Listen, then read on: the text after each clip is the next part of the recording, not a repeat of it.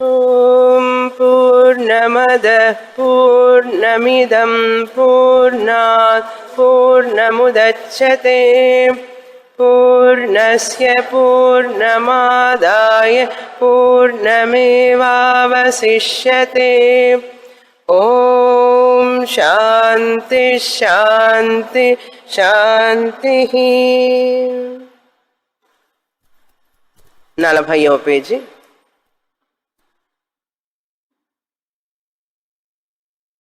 పదిహేడవ మంత్రం.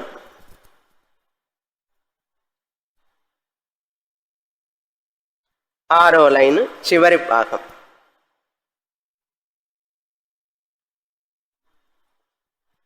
హరి ఓం.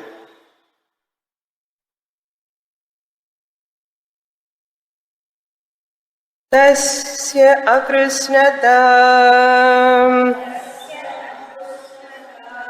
మన ఏవాస్య ఆత్మా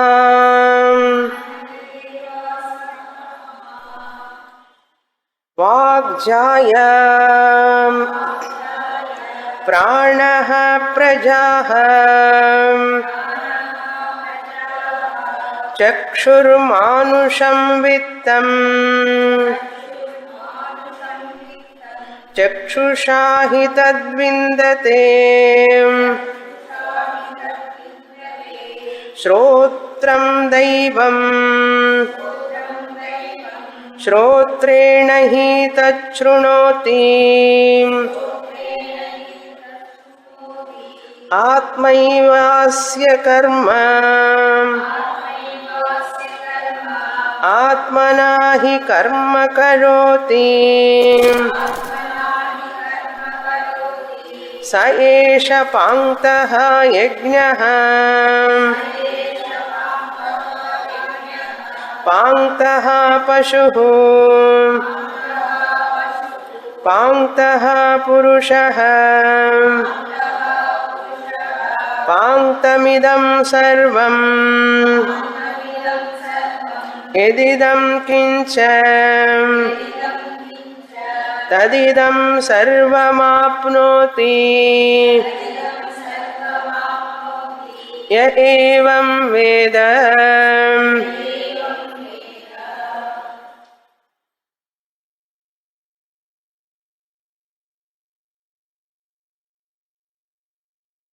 ప్రతి మానవుడికి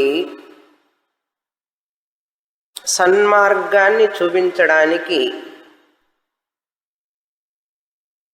మన శాస్త్రం 3 సాధనాలు చెప్పింది. సన్మార్గం అంటే మంచి మార్గం. ఏది మంచి మార్గం అంటే వ్యక్తికి శాశ్వతమైన సుఖాన్ని ఇచ్చేది, శాంతిని ఇచ్చేటటువంటిది ఏదైతే ఉందో అదే సన్మార్గం అంటాం. ఆ సన్మార్గం ఎలా లభిస్తుంది మనకు అంటే శాస్త్రం చెప్తోంది కర్మయోగ సాధన ద్వారా, ఉపాసనాయోగ సాధన ద్వారా, జ్ఞానయోగ సాధన ద్వారా మనం ఆ శాంతి సుఖాన్ని పొందవచ్చు అని శాస్త్రం చెప్తోంది. ఆ చెప్పినటువంటి విషయం మీద ఎవరికైతే నమ్మకం ఉంటుందో, శ్రద్ధ ఉంటుందో వాళ్ళకి ఆ సాధనలు ఫలితాన్ని ఇస్తాయి. విశ్వాసం ఉండాలి కదా ఒక విషయం మీద. మనకు నిత్యమైన శాంతి సుఖం కావాలంటే ఈ సాధనలు అభ్యాసం చెయ్యండి అన్నది వేదం.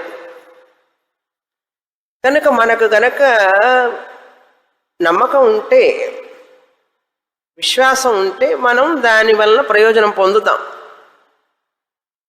తల్లిదండ్రి మాట మీద విశ్వాసం ఉంటే, భయభక్తులు ఉంటే పిల్లలు పురోగతి చెందుతారు, పైకి వస్తారు. అదేవిధంగా మనకు వేదం అనేటటువంటి తల్లి చెప్పేటటువంటి మాటని మనం శ్రద్ధతో ఆలకించాలి. ఆ కర్మయోగం ఎలా చేయాలి ఏమిటి అన్నది పంచమహాయజ్ఞాలు చెప్పబడినాయి. పంచమహాయజ్ఞాలంటే ఏమున్నదండి, చాలా కష్టం అనుకోవద్దు. మన కుటుంబంలో ఉన్న వ్యక్తులకి సేవ చేయడమే మనుష్య యజ్ఞం. మన ఇంట్లో ఉన్నటువంటి 3 తరాలు ఉంటారు కదా, అటు తల్లిదండ్రులు ఇటు పిల్లలు, వీళ్ళకి సేవ చేయడం మానుష యజ్ఞం. అంతేకాదు మన పర్యావరణం, మనం ఉన్న చోటు చుట్టూ ఉన్నటువంటి జంతువులకి జీవులన్నిటికీ కూడా సేవ చేయటం. ఇలా వచ్చి కూర్చోండి, ముందుకు రండి, ఇటు రండి. ముందుకి మనం తెలుసుకోవాలి ఏం చెయ్యాలి మన వాళ్ళకి, ముందు తరాల వాళ్ళకి అని మనం తెలుసుకోవాలి.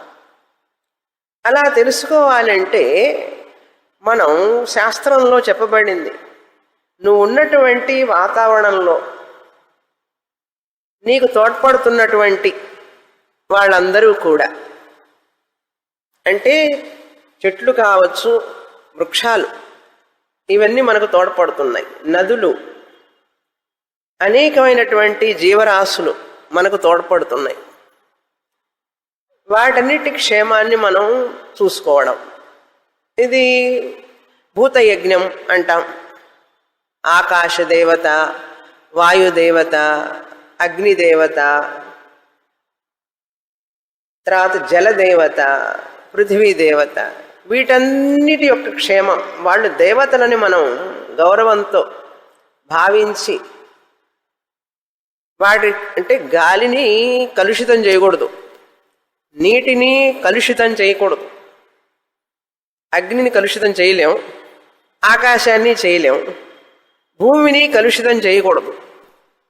వాటిని కలుషితం చెయ్యకుండా ఉండడమే వాటి రక్షణే భూతయజ్ఞం. అవి పంచభూతాలు కదా. ఈ విధంగా కర్మయోగాన్ని ఆచరించాలి మనిషి. వాళ్ళందరూ దేవతలు కదా, ఆ దేవతలందరినీ స్మరించడం, అలా చేయడం వలన మన యొక్క తల్లిదండ్రులు, తాత ముత్తాతలందరినీ కూడా ఒకసారి తలుచుకోవడం, మనసులో వాళ్ళకి మన కృతజ్ఞతలు తెలుపుకోవడం, ఇలా చేస్తూ ఉండాలి మనిషి ఎప్పుడూ కూడా. స్వార్థ చింతన తగ్గుతుంది. కర్మయోగం వలన మనిషికి చిత్తశాంతి ఏర్పడుతుంది, చిత్తశుద్ధి వస్తుంది. అందుకని కుటుంబం అనేటువంటిది, ఫ్యామిలీ అనేటువంటిది సేవ చేయడానికి మనకు ఒక ఆస్కారం భగవంతుడు ఇచ్చాడు మనకు. ఇట్లా పంచమహాయజ్ఞాలు చేయడం వలన మనిషి కనీసం పెద్ద పెద్ద యజ్ఞ యాగాదులు చేయకపోయినా కనీసం పంచమహాయజ్ఞాలు చెయ్యాలి కదా.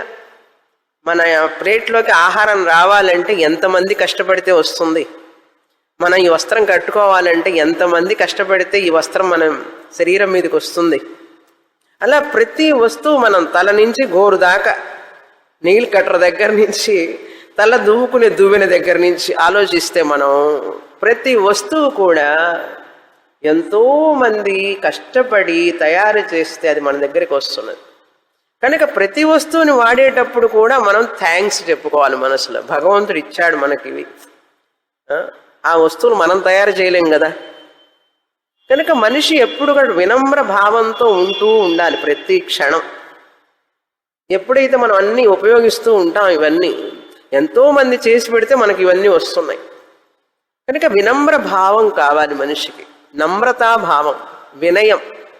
అహంకారం రాకుండా ఉండాలి అంటే ఇవి జ్ఞాపకం చేసుకుంటూ ఉండాలి మనం ప్రతిక్షణం. ఇవి మర్చిపోయినప్పుడు ఏమవుతుందంటే అహంకారం వచ్చేస్తుంది. అహంకారం రాగానే కోపం, తాపం అన్నీ వస్తాయి, రకరకాల వేషాలు వేస్తుంది మనస్సు. కనుక వీటన్నిటినీ మనం కంట్రోల్ చేయాలంటే ఈ కోపతాపాలు, ఈర్ష్య, ద్వేషాలు, అసూయ, రాగద్వేషాలన్నీ చెయ్యాలి అంటే మనం మన మనస్సుని సన్మార్గం వైపుకు మళ్లించాలంటే ఇవన్నీ గుర్తుపెట్టుకోవాలి మనం. మాకు తెలుసండి కానీ గుర్తుండదు మనకు అది. అందుకని అప్పుడప్పుడు గుర్తు చేసుకుంటాం సోమవారం మనం క్లాసులో. ఇవన్నీ మనకి క్రొత్త కాదు, కానీ జ్ఞాపకం చేసుకోవాలి. చేసుకుంటూ ఉంటేనే మనం వాటిని ఇంకా ఇంకా ఆచరిస్తాం. ఇది కర్మయోగ సాధన మన సన్మార్గానికి, మన శాంతికి, సుఖానికి. శాస్త్రం చెప్పినటువంటిది. తర్వాత పైమెట్టు ఇంకా ఏం చెప్పింది? ఉపాసనా యోగం అని చెప్పింది. భగవంతుణ్ణి ఉపాసన చెయ్యి, ఆరాధించు, భగవంతుణ్ణి ధ్యానించు. మనస్సుతో నీ యొక్క భగవంతుణ్ణి ధ్యానించగా నీకు ఏకాగ్రత, ప్రశాంతత అన్నీ వస్తాయి. ఉపాసనా యోగం చెప్పింది. ఇలా చేసేటప్పుడు మనిషికి తృప్తి ఉండదు. ఎంతసేపటికి నేను అది సాధించాలి, ఇది సాధించాలి అనుకుంటుంటాడు మనిషి. ఏమనుకుంటాడు? బ్రహ్మచారిగా ఉన్నప్పుడు నేను పెళ్లి చేసుకోవాలనుకుంటాడు. ఆత్మ ఏమి ఇదమగ్ర ఆసీత్ అని చెప్పి ఇక్కడ మొదట 17వ మంత్రం, ఆత్మైవేదం ఇదమగ్ర ఆసీత్. ఆత్మ అంటే ఇక్కడ శరీరం చెప్పాను. జీవాత్మ శరీరం మొదట్లో ఉన్నప్పుడు, వ్యక్తి బ్రహ్మచారిగా ఉన్నప్పుడు ఏమనుకుంటాట? నేను స్వర్గానికి పోవాలి, స్వర్గానికి వెళ్ళడమే మోక్షం, కనుక నేను ఇంకా పై పై లోకాలకు వెళ్ళి సుఖపడాలి అంటే నేను మంచి కర్మలు చెయ్యాలి అనుకుంటాడు. మంచి మంచి కర్మలు చెయ్యాలి. ఏం కర్మలు చెయ్యాలి అంటే తను ఒక్కడే చేయలేడు కదా. కర్మలు వైదిక కర్మలు చేస్తేనే లోకానికి వెళ్తాడు. కనుక స్వర్గలోకానికి వెళ్ళాలంటే పుణ్యాన్ని సంపాదించుకోవాలి. పుణ్యాన్ని సంపాదించుకోవాలంటే వైదిక కర్మలు చేయాలి. వైదిక కర్మలు చేయాలంటే భార్య కావాలి. అందుకని పెళ్లి చేసుకోవాలనుకుంటాడు మనిషి. ఎందుకంటే పెళ్ళి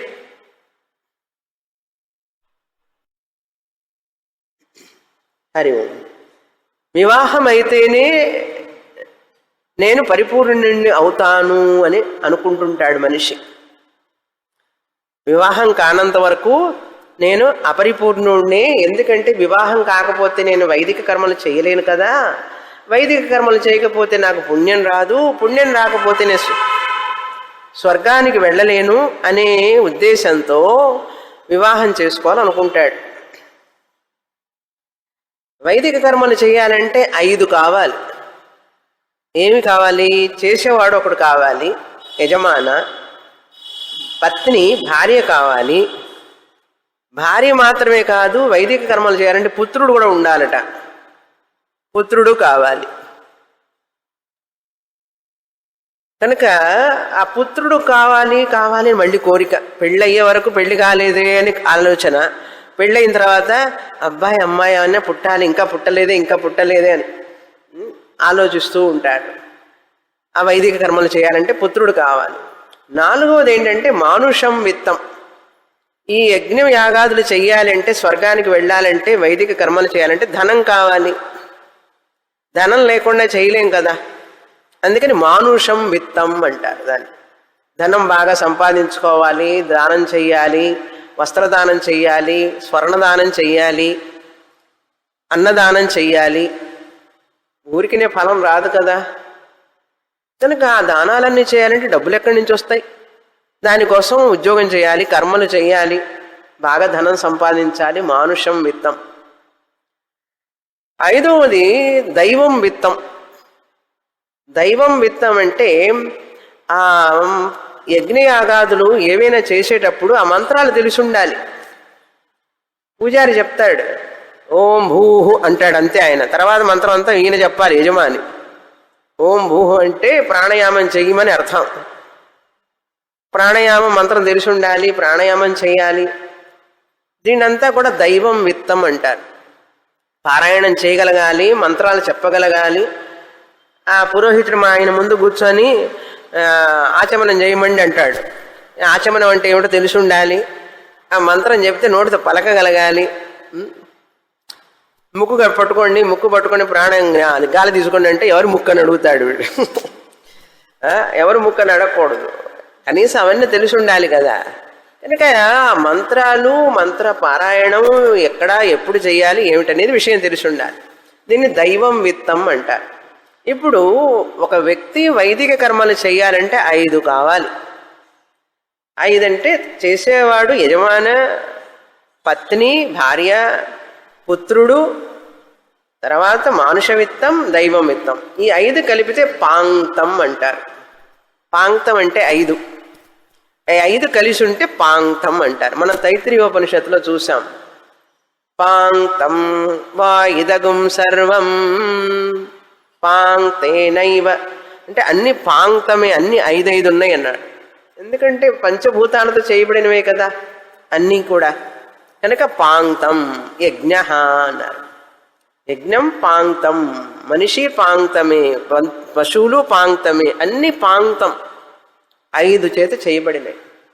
కనుక ఈ వ్యక్తి పరిపూర్ణుణ్ణి కావాలి అంటే నేను వివాహం చేసుకోవాలి, పిల్లలు పుట్టాలి, పిల్లలు పుడితేనే నేను కంప్లీట్ పర్సన్.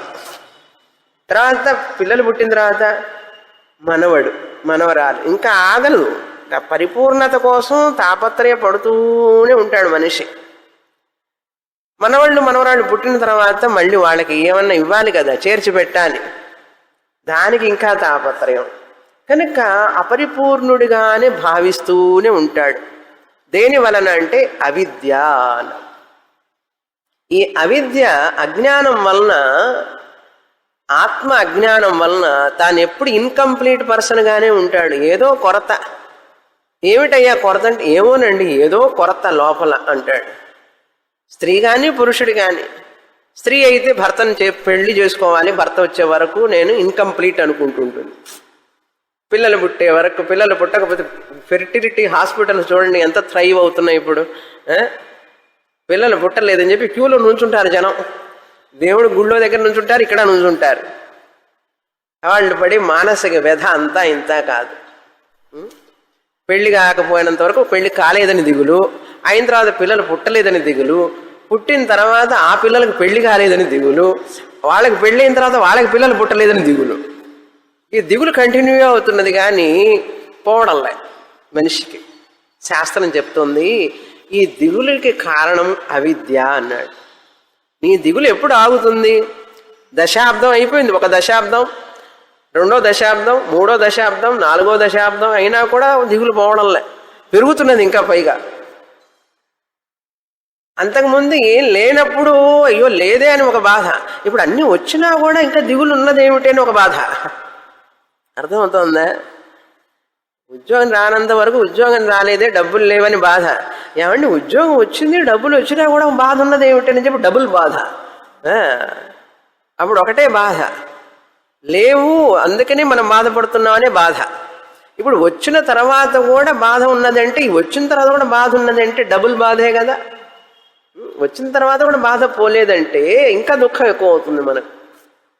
ఇలా ఉంటుందండి ప్రపంచం అంతా కూడా.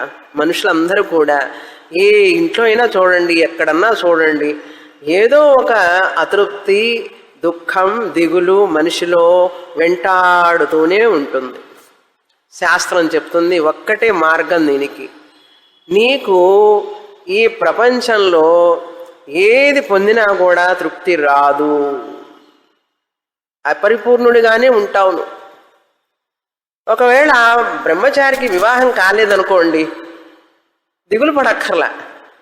శాస్త్రం చెప్తుంది నువ్వు దిగులు పడవాకు, ఆ 5 నీ దగ్గరే ఉన్నాయి అంటుంది. ఏ 5? దైవం విత్తం, మానుష విత్తం, పుత్ర, భార్య, యజమాన అన్నీ నీలోనే ఉన్నాయని నువ్వు తెలుసుకుంటే నీకు దిగులు చింత లేదంటుంది. ఎవరండి తెలుసుకుంటారు? నిండా మునిగితే కానీ చలి తెలియదట. అందుకని మనిషికి మునిగే వరకు బాధలు ఉంటూనే ఉంటాయి. మునిగిన తర్వాత ఇంకా పైకి రాడు. అందుకనే గురువు కావాలి. సరి అయిన సమయంలో గురువు ఉంటే, మార్గదర్శనం చేస్తే మన జీవితం ఎట్లా ఉంది, మన ఆలోచనలు ఎట్లా ఉన్నాయి, ఎలా మార్చుకోవాలి, మనం ఏ విధంగా ఉంటే మనకు శాంతి లభిస్తుందని చెప్పి గురువు గారు మనకు చెప్తారు. అందుకని ఇక్కడ మనకు ఈ యొక్క విషయంలో అవిద్య, కామ, కర్మ, ఆత్మ అజ్ఞానమే కారణం ఈ యొక్క ఇన్కంప్లీట్నెస్కి. నేను ఇంకా అది పొందలేదు, ఇది పొందలేదు అనేటువంటి ఒక పరిమితి మనస్సులో ఉంటూనే ఉంటుంది మనిషికి. అందరితో పోల్చుకుంటూ ఉంటాడు, శరీరపరంగా పోల్చుకుంటుంటాడు, మానసికంగా పోల్చుకుంటూ ఉంటాడు, బుద్ధిపరంగా పోల్చుకుంటుంటాడు, ధనపరంగా పోల్చుకుంటాడు, స్టేటస్ పరంగా పోల్చుకుంటాడు. ప్రతిసారి మనిషికి అవతల వాళ్ళతో పోలికతోనే దిగులు పడుతుంటాడు. ఉన్నదాన్ని అనుభవించలేడు. దీనికి కారణం అవిద్య అన్నది శాస్త్రం. అవిద్య, కామ, కర్మ. ఇది ఎందువల్ల వస్తుందంటే అపూర్ణత. అపూర్ణత ఎక్కడ వస్తుందంటే అహంకారంలో వస్తుంది. నేను అనే దాంట్లో అహంకారాన్ని నేనుగా తీసుకుంటే ఆ అహంకారంలో అపూర్ణత ఉంటుంది ఎప్పటికీ కూడా. అది పోదు అని చెప్తున్నది శాస్త్రం. దీనికి కారణం శరీర అధ్యాస. అంటే ఒకటికొకటి కనెక్షన్ అండి. శరీర అధ్యాస, శరీరం మీద అభిమానం. శరీర అధ్యాస వలన అపూర్ణత. అపూర్ణత వల్ల నాకు అది కావాలి, ఇది కావాలి, ఇది పొందాలి, అది పొందాలి అని ఏదో ఒకటి కోరుకుంటూనే ఉంటాం. వాంటింగ్ పర్సన్ అంటారు. అలా ఉండడం వలన కోరికలు పెరుగుతూ ఉంటాయి మనిషికి. ఆ కోరికల వలన ఇవన్నీ అది కావాలి, ఇది కావాలని చివరికి కష్టపడుతూనే ఉంటాడు జీవితాంతం. శాస్త్రం ఏమంటుంది చివరికి? నువ్వు ఈ విధంగా వివేకవంతుడైన గృహస్థుడైతే ఈ విధంగా అనుకోవాలి. ఏ విధంగా? ఈ కర్మ అనేటువంటిది, గృహస్థుడైనాడు, పెళ్లి చేసుకున్నాడండి, పిల్లలు పుట్టారండి, మనవాళ్ళు పుట్టారు, ఇవన్నీ పుణ్యకర్మలు చేస్తున్నాడు. చేసేటప్పుడు కొంచెం వివేకం కావాలి. నువ్వు అనుకున్నవన్నీ దొరికినాయి కదా. ఏమిటవి? యజమానుడైనాడు, గృహస్థుడైనాడు, పత్ని వచ్చింది, పిల్లలు పుట్టారు, మనవాళ్ళు పుట్టారు, ధనం వచ్చింది, మానుష విత్తం ఉంది, దైవ విత్తం ఉంది, యజ్ఞయాగాదులు చేస్తున్నాడు, పూజలు చేస్తున్నాడు. ఒక్కరోజు అనుకోవాలి, ఇవన్నీ చేస్తున్నాను కదా, ఈ కర్మలు, పుణ్యం వస్తుంది నాకు. సరే, ఈ పుణ్యంతో ఏం చేస్తాను? స్వర్గానికి వెళ్తా. స్వర్గానికి వెళ్ళి హాయిగా ఉంటా. ఎంతకాలం? పుణ్యం అయిపోయే వరకు. పుణ్యం అయిపోయిన తర్వాత మళ్ళీ పునరపి జననం, పునరపి మరణం, మళ్ళీ జన్మ ఎత్తాల్సిందే కదా. కనుక ఈ పుణ్యం వల్ల నాకేమిటి లాభం? ఇది శాశ్వతం కాదు కదా. మళ్ళీ ఇంకొక శరీరంలో ప్రవేశిస్తాను నేను అని తెలుసుకోవాలి మనిషి. నేను ఈ చేసే కర్మల వల్ల ధనం, మంత్రాలు, తంత్రాలు, పూజలు, పునస్కారాలు, యజ్ఞాలు, యాగాలు అన్నీ చేస్తే పుణ్యం మూటకట్టుకుంటానండి. ఆ పుణ్యంతో పైకి పెడతాం. ఆ పుణ్యం డిపాజిట్ అయిపోగానే కిందికి వస్తాం. మళ్ళీ కిందికి రాగానే మళ్ళీ మొదలు, మళ్ళీ పెళ్ళి, మళ్ళీ పిల్లలు, మళ్ళీ ధనం, మళ్ళీ కర్మలు, మళ్ళీ పుణ్యం, మళ్ళీ ఇదే కదా నీ యొక్క చట్రంలో అని చెప్తుంది శాస్త్రం. ఇది గుర్తు చేసుకో అంటుంది. 8వ అధ్యాయంలో చూసాం కదా భగవద్గీతలో. కనుక నాయన, నువ్వు స్వర్గానికి వెళ్ళినా కూడా నీకు దుఃఖం పోదు. నువ్వు టెంపరీగా సుఖాన్ని అనుభవించినప్పటికి కూడా అది శాశ్వతం కాదని తెలుసుకో అన్నాడు. చాలామంది అనుకుంటారు స్వర్గం అంటే ఎక్కడుందండి, ఇక్కడే ఉంది, స్వర్గం పైన లేదు, పోయస్ గార్డెన్లో ఉంటే స్వర్గం, స్లమ్ కాలనీలో ఉంటే నరకం అనుకుంటుంటారు జనం. ఇక్కడ కాదు ఉంది స్వర్గం. శాస్త్రం చెప్పేది జన్మ, ఈ శరీరం వదిలిపెట్టిన తర్వాత మనిషి స్వర్గానికి వెళతాడు అని శాస్త్రం చెప్తోంది. కనుక మనం ఆ స్వర్గాన్ని గురించి మాట్లాడుతున్నాం, కానీ ఇక్కడ ఉన్నటువంటి భోగాలు స్వర్గం అది కాదు. చాలామంది అనుకుంటుంటారు స్వర్గం అంటే అక్కడెక్కడో లేదండి, ఇక్కడే ఉంది నరకం అన్ను, ఇక్కడే ఉంది స్వర్గం అన్నారు. అక్కడ స్వర్గం ఉంది వేరే, నరకం ఉన్నది. పుణ్యం చేస్తే సుఖాలు, పాపం చేస్తే దుఃఖం మనిషికి ఉంటూనే ఉంటాయి. కనుక ఈ యొక్క చివరి భాగంలో అకృష్ణత, ఈ పై భాగం వరకు అయింది ఇప్పుడు చెప్పిందంతా కూడా, ఈ పై పోర్షను. ఇప్పుడు క్రింద ఏం చెప్తున్నారు ఇక్కడ? తస్య అకృష్ణత ఎప్పుడు పోతున్నది? ఈ యొక్క పరిపూర్ణత నేను పొందాలి అంటే శాస్త్రం చెప్తోంది ఈ విధంగా వ్యక్తి భావించాలి. ఏ విధంగా అని క్రిందటిసారి క్లాసులో చెప్పాను నేను, అవి ఒకసారి గుర్తు చేస్తాను. నీ మనస్సే యజమానిగా అనుకో. యజ్ఞం చేస్తే, యాగం చేస్తే పుణ్యం వస్తుంది, స్వర్గానికి వెళతాం అనుకున్నావు కదా. యజమాని కావాలంటే పత్ని కావాలనుకున్నావు కదా. ఇప్పుడు నీ మనస్సే యజమానిగా భావించు. నీ మనస్సునే యజమానిగా, మన ఏవ ఆత్మ, మనస్సునే నీవు యజమానిగా భావించు. అంటే హస్బెండ్ అనుకో, మనస్సే భర్త. మరి భార్య ఎవరు? నాకు భార్య కావాలన్నావు కదా ఇందాక. వాక్ జాయ, వాక్ జాయ ఉంది చూడండి మంత్రంలో. అక్కడ వాక్ అంటే మనం మాట్లాడేటటువంటి భాషణం. Walk స్త్రీలింగం, జాయ also స్త్రీలింగం. భార్య జాయ అనేటువంటిది భార్య, వైఫ్. నీ యొక్క మాటలే నీకు భార్యతో సమానంగా భావించుకో. ఒకవేళ పెళ్లి కాకపోతే దిగులు పడక్కర్లేదు. ఏ బ్రహ్మచారి అయినా సరే, బ్రహ్మచారిణి అయినా సరే. కాకపోతే ఏమిటి, అయిన వాళ్ళంతా ఏ సుఖంగా ఉంటారు. ఏమండి, వివాహం అంటే దేని కొరకంటే వైదిక కర్మలు చేయడం కోసమే వివాహం శాస్త్రం ప్రకారం. ఇప్పుడు అసలు ఆ సంగతి తెలియదు ఎవరికి. వైదిక కర్మ చెయ్యడం కోసం భార్య కావాలి, భర్త కావాలి. వైదిక కర్మలు చేయడం కోసమే పిల్లలు కూడా. అంతేగాని ఏదో లివింగ్ టుగెదర్ కాదు ఇది. ఒక రూఫ్ కింద, ఒక కప్పు కింద ఇద్దరం కలిసిమెలిసి ఉందాం, ఎండా వానకి తడవకుండా అనేదే పెళ్ళంటే. అట్లా అయిపోయింది ఇప్పుడు పెళ్ళంటే.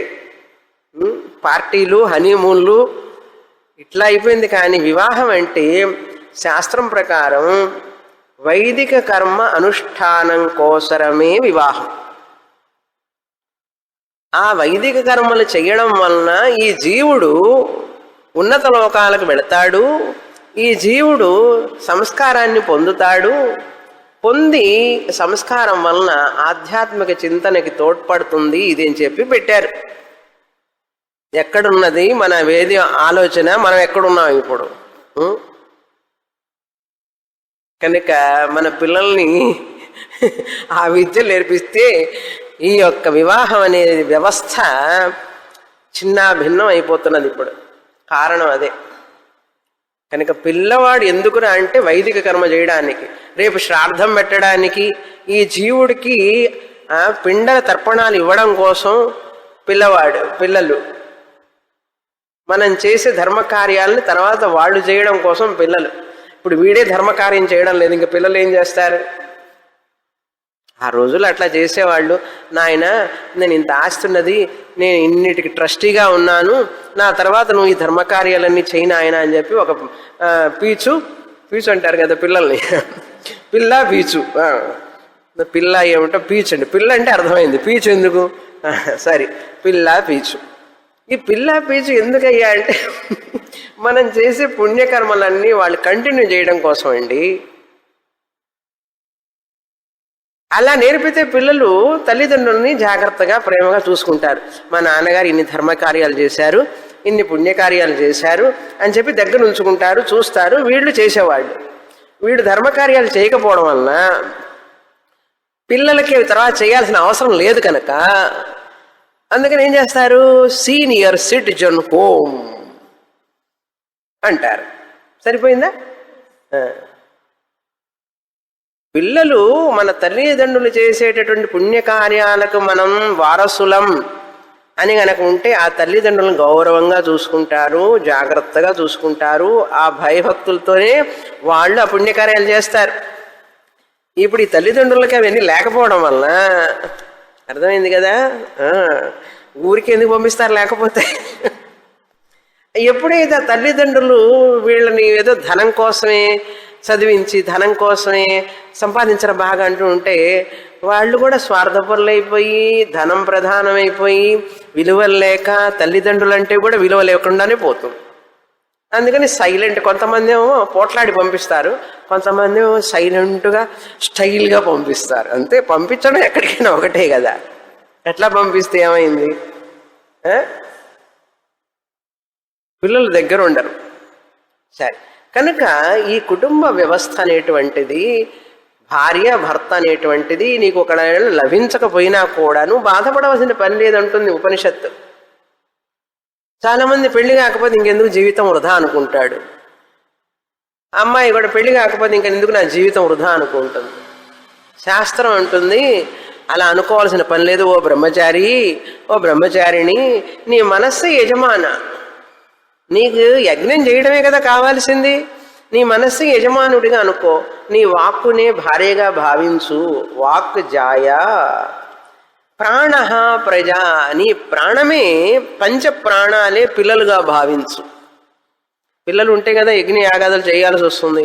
కనుక నీ పంచ ప్రాణాలే పిల్లలు అనుకో అని చెప్పి తర్వాత చక్షు మానుష విత్తం. చక్షు మానుష విత్తం. ధనం లేదనుకోవద్దు నువ్వు. నీ కళ్ళే నీకు మానుష విత్తం. ఎలా కళ్ళు మానుష విత్తం అవుతాయి? కళ్ళే కదా. మానుష విత్తం అంటే ధనం, మనిషి సంపాదించేటటువంటి ధనం. దానాలు చేయడం కోసం ధనం కావాలి కదా. చక్షు కళ్ళు అన్ని సంపదలను చూస్తాయి. కళ్ళు ఏదైనా సంపదే కదండి. ఈ సంపదలన్నీ ఎవరు చూసేది? కళ్ళే కదా చూస్తున్నాయి. కనుక కళ్ళు మానుష విత్తంతో సమానం. కనుక నీ కళ్ళనే మానుష విత్తంగా భావించు. సరే, భావిస్తానండి. తర్వాత దైవం విత్తం ఏమిటి అంటే శ్రోత్రం దైవం చక్షుషా సహ తద్విందతే. అంటే కళ్ళ ద్వారానే కదా.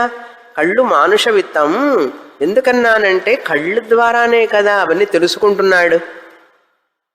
ధనం అంతా కూడా బంగారం ఏమిటి, భూమి ఏమిటి, అనేకమైనటువంటి సంపదలన్నీ కళ్ళ ద్వారానే కదా తెలుసుకుంటున్నావు. చక్షుషా సహ విందతే. శ్రోత్రం దైవం, దైవం విత్తం చెవులు. మన చెవుల ద్వారానే కదా మనం శ్రోత్రేణ హి తత్ శృణోతి. వేదమంత్రాలని వినేది చెవుల ద్వారానే కదా. అక్కడ దైవం విత్తం అంటే ఏం చెప్పాను? మంత్రాలు తెలుసుకోవడం, తెలుసుకున్న మంత్రాలని ఆచరణలో పెట్టడం. కనుక దైవం విత్తం అనేది ఇక్కడ చెవుల ద్వారానే కదా వేదాలు వింటున్నావు, మంత్రాలు వింటున్నావు. కనుక నీ చెవులే దైవం విత్తం అని భావించు. దైవం విత్తం శ్రోత్రేణ హి తచ్ఛృణోతి. తత్ అంటే ఆ మంత్రాలు, ఆ పారాయణం చేయడానికి చెప్పేవన్నీ కూడా నువ్వు చెవుల ద్వారానే కదా వింటున్నావు. కనుక శ్రోత్ర ఇంద్రియమే దైవ విత్తంగా భావించు అన్నారు. ఆత్మ ఏవ అస్య కర్మ. మరి ఇవన్నీ ఉన్నాయి, 5 విత్తాలు ఉన్నాయండి. ఇప్పుడు మానుష విత్తం ఉంది, దైవం విత్తం ఉన్నది, భార్య, వాక్ జాయ, యజమానుడు, నువ్వే యజమానివి. మొదట్లో చెప్పింది అదే కదా. మన ఏవ అస్య, నీకు మనస్సు ఉన్నది కదా, మనస్సే యజమాన. భార్య నీ వాక్కు. ఈ 5 ఉన్నప్పుడు, పాంక్త ఉన్నప్పుడు నువ్వేం చేయాలి? కర్మ చేయాలి. ఇప్పుడు ఆ కర్మ, ఈ శరీరమే కర్మ. ఈ శరీరమే కర్మ చేస్తున్నది కదా. ఇప్పుడు మామూలు కర్మలు కూడా శరీరమే కర్మ. ఆత్మ అంటే ఇక్కడ శరీరం అండి అర్థం. సచ్చిదానంద ఆత్మ కాదు, శరీరం అని అర్థం. అస్య కర్మ. ఏ కర్మ? యజ్ఞ యాగాదుల కర్మ. ఆత్మనాహి కర్మ కరోతి. తన శరీరం వల్లనే కదా కర్మ చేస్తాడు అంటున్నది ఉపనిషత్తు. స ఏష పాంత. ఇదే పాంక్తం. నీ మనస్సు, వాక్కు, కళ్ళు, చెవులు ఇవన్నీ కూడా పాంక్తం, ప్రాణం. మొత్తం 5. మనస్సు, వాక్కు, ప్రాణం, చెవులు, కళ్ళు, చెవులు. పాంక్తం అంటే ఇక్కడ బయటికి వెళ్ళాలి. ఇప్పుడు చూడండి, మరి పాంక్తం ఇక్కడే ఉన్నది. ఈ పాంక్తం అంటే 5. స ఏష పాంక్త యజ్ఞ. ఇదే యజ్ఞం. ఈ 5 ఎక్కడైతే ఉన్నాయో ఈ శరీరమే కర్మ చేస్తున్నది కనుక ఇదే యజ్ఞం. యజ్ఞానికి పాంక్తం కావాలి, 5 కావాలి. ఇప్పుడు 5 ఉన్నాయా లేవా ఇక్కడ? కనుక యజ్ఞం చేయొచ్చా లేదా? ఇక్కడే చెయ్యాలి. ఎలా? 1 కాదు, పాంక్త పశు. ఈ 5 పశువులో కూడా 5 ఉన్నాయి. పశువు కూడా మనసు ఏదో శబ్దం చేస్తుంది కదా, దానికి కళ్ళు చెవులు ఉన్నాయి కదా, దానికి ప్రాణం ఉంది కదా, అప్పుడు అది పాంక్తమే కదా. పశు పాంక్త, పురుష పాంక్త.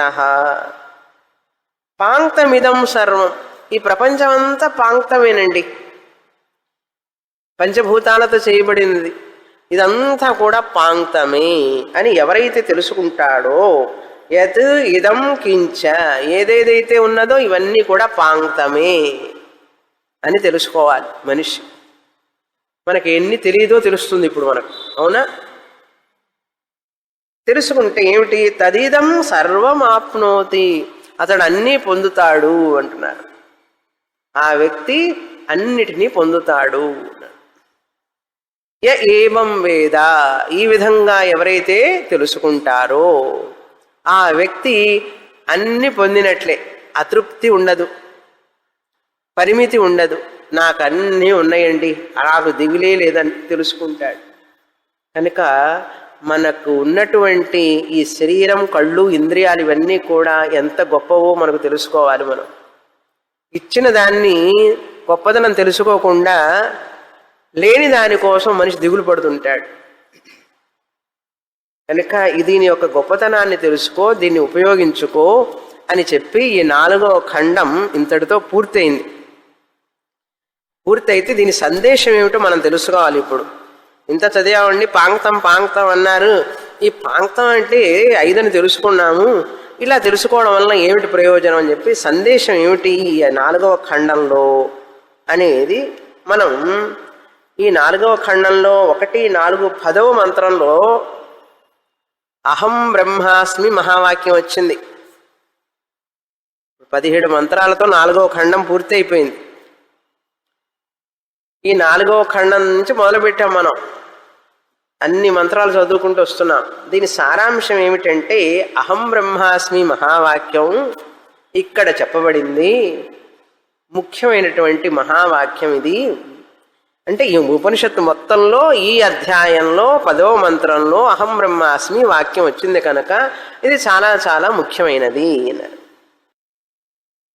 అక్కడ ఏం చెప్పబడిందంటే యోన్యాం దేవతాం ఉపాస్తే అన్యోసౌ అన్యోహమస్మీతి నస వేద సహ దేవానాం పశు అని చదివాం. ఎవరైతే తనను వేరుగా పరమాత్మను వేరుగా భావిస్తాడో, దేవుడు వేరు నేను వేరు అనుకుంటూనే ఉంటాడు ఎంతసేపటికి.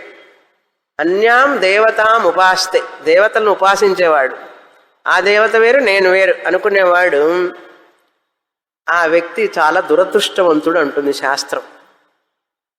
అంతేకాదు దేవతలకు పశువు అని కూడా చెప్పాము.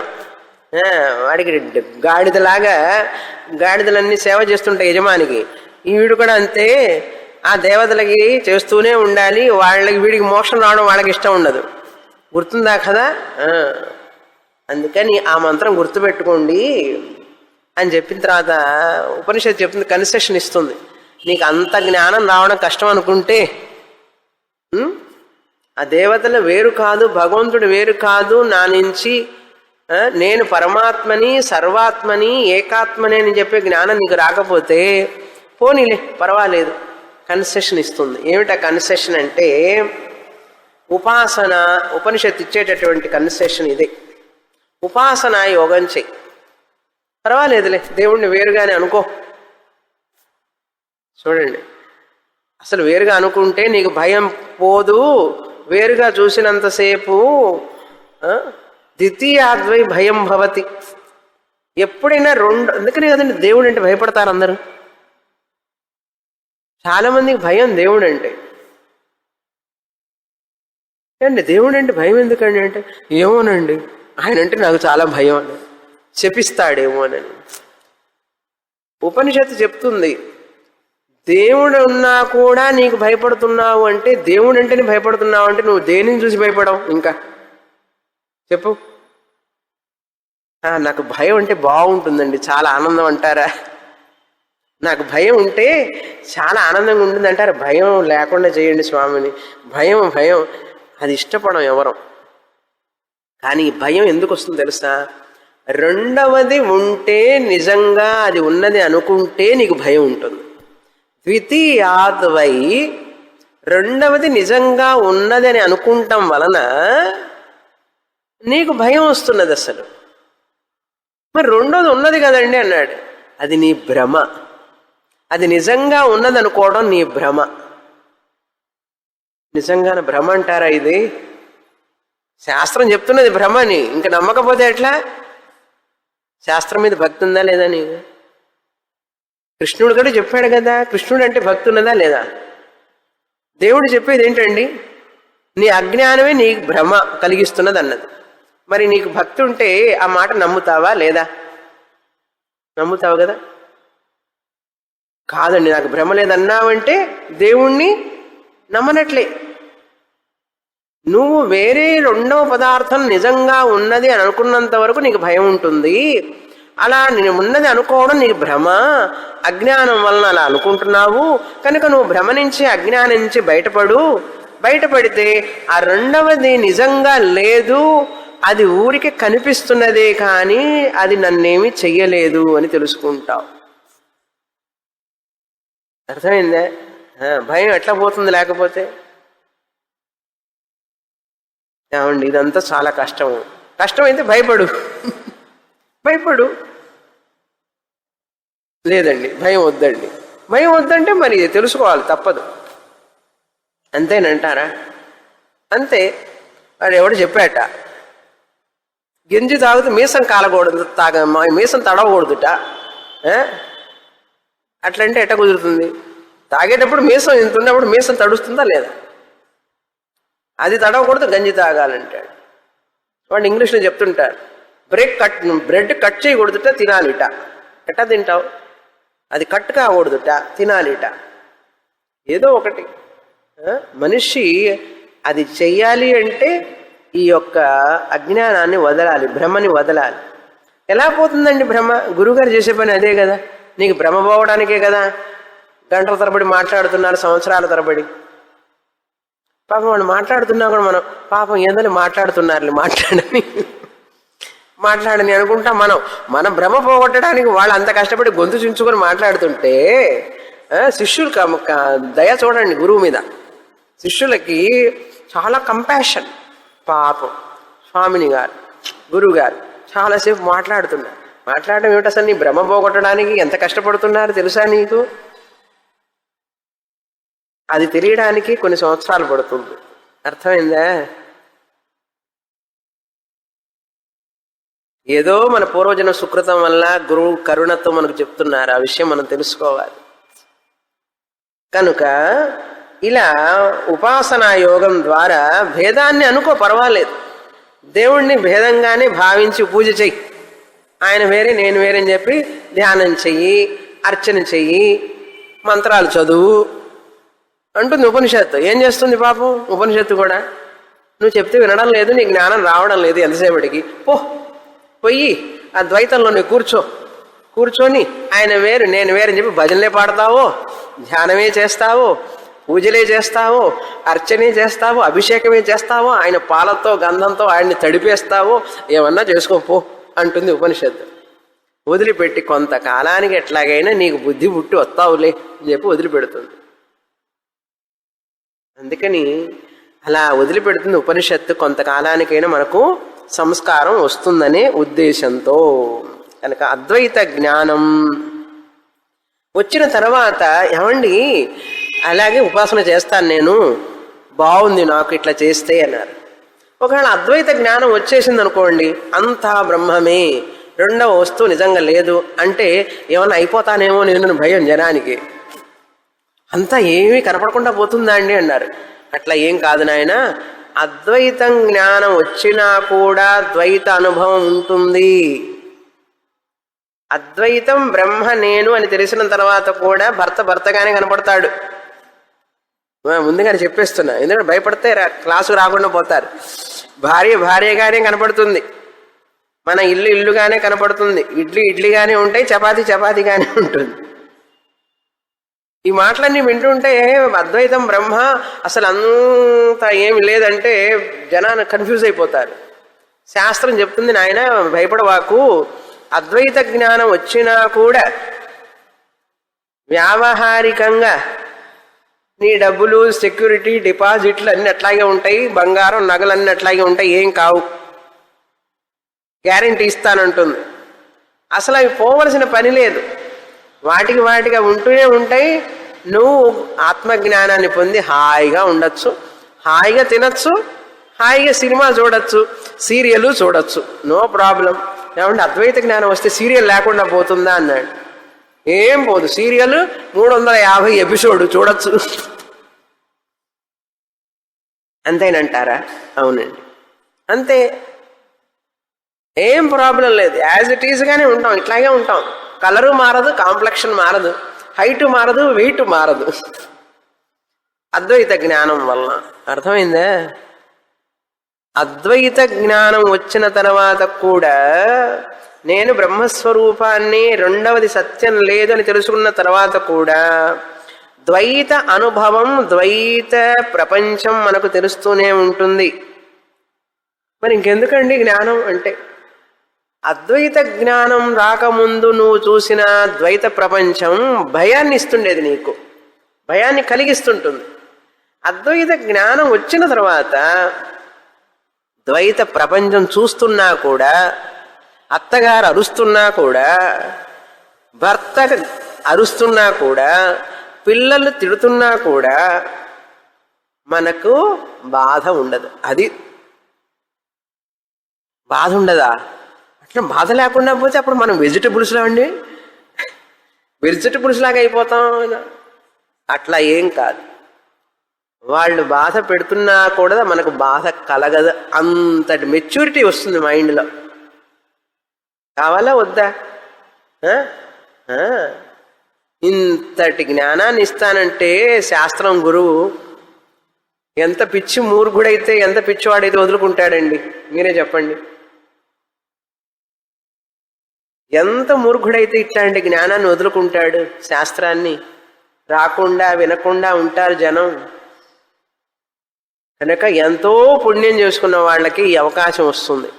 ఎక్కడో ఏదో పాపం అడ్డుపడుతుంటే తప్ప వాళ్ళని శాస్త్రానికి రాకుండా అది అడ్డం పెడుతూ ఉంటుంది. అర్థమైందా? గురువు గారు ఎంత శాస్త్రంతో ఎంత ఆనందంగా ఉండడానికి కారణం ఏమిటో అర్థమైందా ఇప్పుడు? ఆయనంత ధనవంతులు మరొకటి లేరు. ఏం ధనం? జ్ఞానధనం, విద్యాధనం.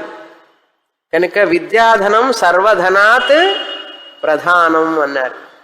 విద్యాధనం లేనివాడు ఎంత ధనం ఉన్నా దరిద్రుడే. ఎంత ధనం ఉన్నా కూడా దిగులు పడుతూనే ఉంటాడు. కనపడుతుంది కదా, చూస్తున్నాం కదా లోకంలో. సన్యాసం తీసుకొని అన్నీ వదిలిపెట్టుకొని ఇల్లు వాకిలి లేకుండా, నేను నా వాళ్ళు, పిల్లలు, మనవాళ్ళు, మనవరాళ్ళు లేకుండా ఎవండి చిరునవ్వుతో ఉంటున్నాడంటే ఏదో కారణం ఉండాలి కదా. అది విద్యాధనం, జ్ఞానధనం. కనుక ఇవన్నీ ఉన్నా కూడా మనకు ఆనందం లేదే, అవి లేకుండానే వీళ్ళు ఆనందంగా ఉన్నారే అని అయినా చూసైనా నేర్చుకోవద్దు.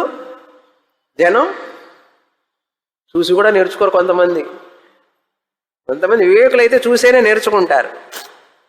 కనుక ఈ ధనం ఉన్నా ఒకటి, పోయినా ఒకటి, ఈ మనుషులు సంబంధాలు ఉంటే ఉండండి, లేకపోతే లేదు, నాకు మాత్రం విద్యాధనం కావాలని చెప్పి వస్తారు తెలివిగల్ల లాంటి వాళ్ళు, మీలాంటి వాళ్ళు, తెలివిగల్ల వాళ్ళు. చెప్పుకోనా? పాపం వస్తున్నారు కదా క్లాసుకి. అర్థమైందా? యహ ఏవం వేద, ఈ విధంగా తెలుసుకున్నవాడు సర్వమాప్నోతి, అన్ని పొందినట్లే. ఆత్మగా నేను పొందనిది ఏమిటండి చెప్పండి? అహంకారము మిథ్య, ఆత్మ సత్యం. నేను ఆత్మనై ఉన్నాను కనుక ఇప్పుడు నాకు దిగులు చింత ఉన్నది అంటావా? ఉన్నది అనుకోవడం భ్రమ. ఏమండి ఇది ఎట్లాంటి అర్థమవుతుందంటే, గురువే శరణం, శాస్త్రమే శరణం. అలా శాస్త్రంలో మునిగిపోతే మనకు తెలుస్తుంది. ఇంతటితో ఏమిటి? 4వ అధ్యాయం అయిపోయింది. 4వ అధ్యాయంలో 1వ అధ్యాయంలో 4వ ఖండం అయిపోయింది. చాలా ముఖ్యమైన ఖండం. అర్థమైందే? తర్వాత 5వ ఖండం చివరిగా ఒక మాట చెప్పేసి పూర్తి చేస్తాను.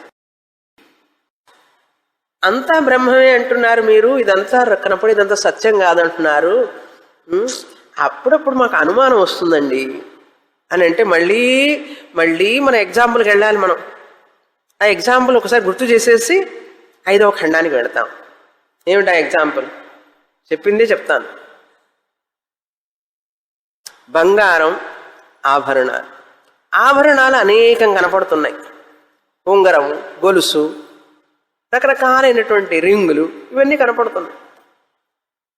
ఇవన్నీ మనం చూస్తున్నా కూడా మనం చూస్తున్నది ఒక్కటే. ఏంటది? ఒకటే బంగారం. అది అద్వైతం. అద్వైతం అంటే ఏమిటి? రెండు లేనిది అద్వైతం అని అర్థం.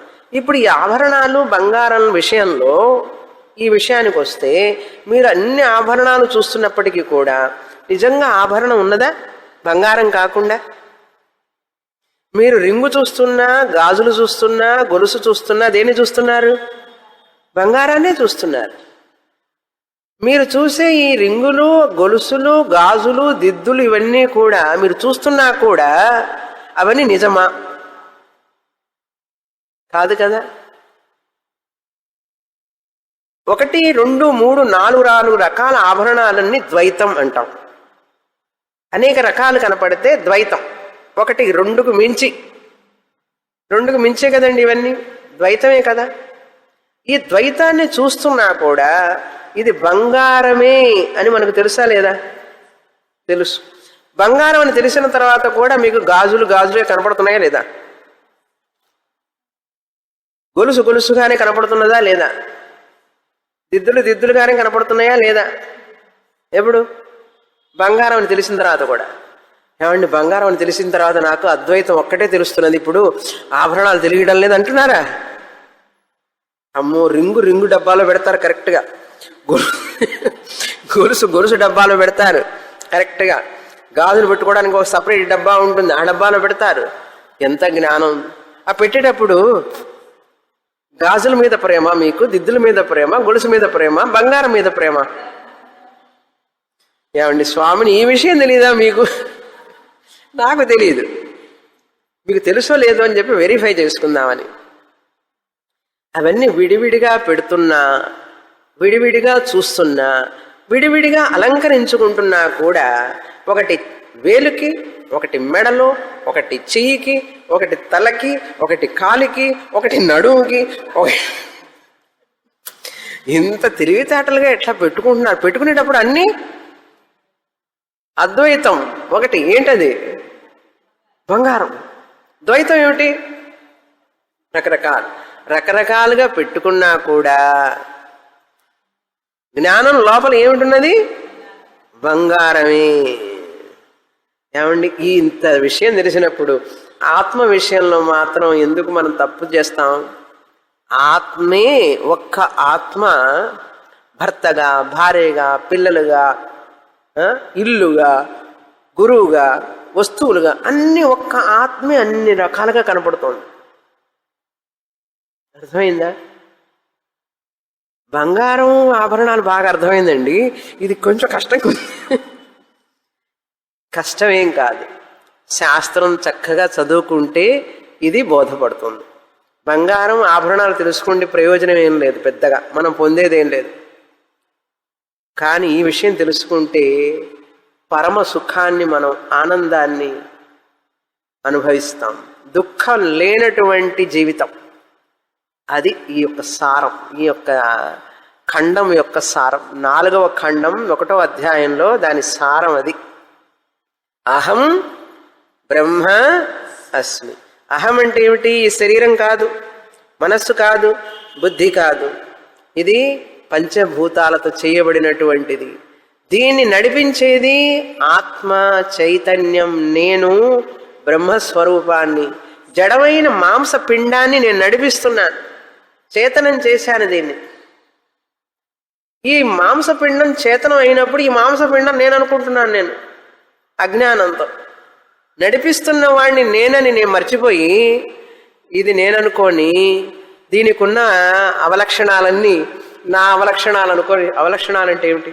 ముసలితనం, వ్యాధి, కోపం, తాపం, ఈర్ష, అసూయ, భయం, ఇవన్నీ దీని లక్షణాలు, మనసు లక్షణాలు. ఆ లక్షణాలన్నీ నా మీద వేసుకొని పొద్దున్న లేచినప్పటి నుంచి నిద్ర పోయినప్పుడు హాయిగా ఉందండి. నిద్ర లేవంగానే ఏమైంది? ఐడెంటిటీ, దేహ అభిమాన, మన అభిమాన, గృహ అభిమాన, పిల్లలు అభిమాన. ఎందుకు? సరిగ్గా చదవక శాస్త్రం అర్థం చేసుకోకుండా వినకుండా ఏదో చెప్తుంటారులే ఉపన్యాసం, ఆవిడకి ఏం పని ఉందనుకుంటుంటారు. నాకే నేను చెప్పుకుంటున్నా, నాకు ఆనందంగా ఉంది, హాయిగా ఉంది. ఎన్నిసార్లు చెప్పుకున్నా నాకు ఆనందమే. ఆనందో బ్రహ్మ. నా ఆనందంతో పాలు పంచుకొని కలుస్తారా? కలవండి, లేకపోతే నా పాటికి నేను చెప్పుకుంటూ పోతా, నాకేంటి. అర్థమైందా? ఇప్పుడు 4వ ఖండం అయిపోయింది ఇంతటితో. సరే, ఈ 1వ అధ్యాయంలో 4వ ఖండంలో కూడా 7 నుంచి 10వ మంత్రం వరకు చాలా ముఖ్యమైన మంత్రాలు. 7, 8, 9, 10 మంత్రాలు చాలా ముఖ్యమైనవి. మళ్ళీ మళ్ళీ ఇంటికి వెళ్ళి చదువుకోండి, అక్కడే ఈ మహావాక్యం ఇవన్నీ వస్తాయి. 1వ అధ్యాయంలో మనం చదివినటువంటి ఇప్పుడు 4వ ఖండంలో 7, 8, 9, 10 మంత్రాలు చాలా ముఖ్యమైనవి. ఇప్పుడు 5వ ఖండంలో, ఖండం అంతా చెప్పను, 6వ ఖండం కూడా చెప్పను. ఈరోజు 5వ ఖండం, 6వ ఖండం. 5వ ఖండం 6వ ఖండం ఏంటి? 5వ ఖండమే సారాంశం వచ్చే వారమే. సమయం అయిపోయింది. 5వ ఖండానికి 6వ ఖండానికి సారాంశం చెప్తాను. చాలా ముఖ్యమైన సారాంశం, ముఖ్యమైన ఖండాలే అయినప్పటికీ కూడా చాలా టెక్నికల్. అదంతా కూడా అకాడమిక్గా ఉంటాయి, కొంచెం కష్టం అనిపిస్తుంది. అందుకని సారాంశం చెప్తాను వచ్చే వారం. అది వింటే అద్భుతం. అద్భుతం వినడానికి వచ్చే వారం వరకు వెయిట్ చేయాలి. ఇంతటితో 4వ ఖండం అయిపోయింది. పూర్ణమదః పూర్ణమిదం పూర్ణాత్ పూర్ణముదచ్యతే పూర్ణస్య పూర్ణమాదాయ పూర్ణమేవావశిష్యతే. ఓం శాంతి శాంతి శాంతి. హరి ఓం. శ్రీ గురుభ్యో నమః. హరి ఓం.